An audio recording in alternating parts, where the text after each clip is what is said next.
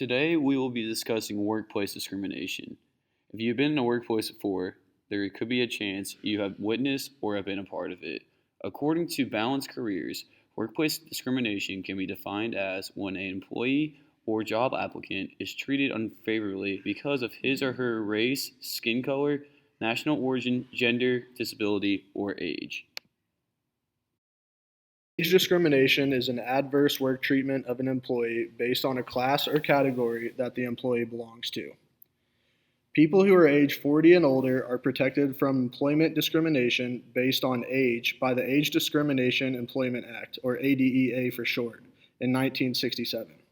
The ADEA's protections apply to both employees and to people who are applying for a job. Age discrimination is prohibited in any term, condition, or privilege related to employment. As you can see from the graphical chart that is on the board, we are moving in the right direction with the 55 and over group showing up more in the workforce. What does ageism look like? Here's a clip that shows a discussion that may be had between a worker and employer about age-based jokes made in the workplace. Yeah, what's up? Maybe I should come back? No, I've got 5 minutes. Shoot. I need to talk to you about Audra. What's up with Audra? She keeps making jokes about my age. I ignored it at first, then I talked to her, but she keeps doing it. Wait, doing what? What is she saying? Can you give me some examples? Well, for starters, she calls me Grandpa. In meetings, with everyone. I mean, come on. What can you expect? Audra's millennial. I'm sure she didn't mean anything by it. They weren't really taught manners. And when we're working late, she makes snide comments about it being past my bedtime. And that's not the half of it. Now we will be talking about racial discrimination. Racial discrimination involves treating someone unfavorably that are of a certain race or because of characteristics associated with that race.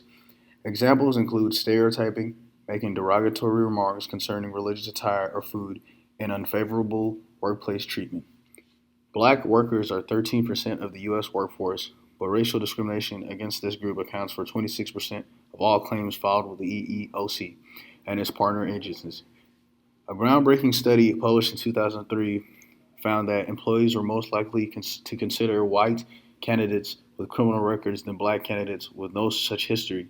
Complaint data also shows that it can often manifest in more subtle ways, such as the assignments workers are given, the pay or benefits they receive, and the ways their performance are judged or rewarded. This video demonstrates an example of racial discrimination. If I have to do this, based on stereotypes that are totally untrue, that I do not agree with, you would maybe not be a very good driver. Oh man, am I a woman? Hey, Hey, you want to go to the beach? sure. You want to get high? No? I think you do, Mon. Stop. Okay, all right, no, all right, it's good. You need to push it. Finally, we are going to talk about gender discrimination in the workplace. This can be defined as an unequal treatment of someone based on their sexual orientation and gender. A phenomenon that is used to describe gender discrimination, which is the glass ceiling phenomenon. This can be defined as a metaphor to represent an invisible barrier that keeps a given demographic from rising above a certain level in hierarchy in the workplace. Now this video clip is going to show an example of what gender discrimination might look like in the workplace. Quite a few times when he'd invite himself out to lunch with me, or he'd wait for me after work and hang around just so he could walk to the tube station with me. There wasn't really anything specific at first. He just wouldn't leave me alone.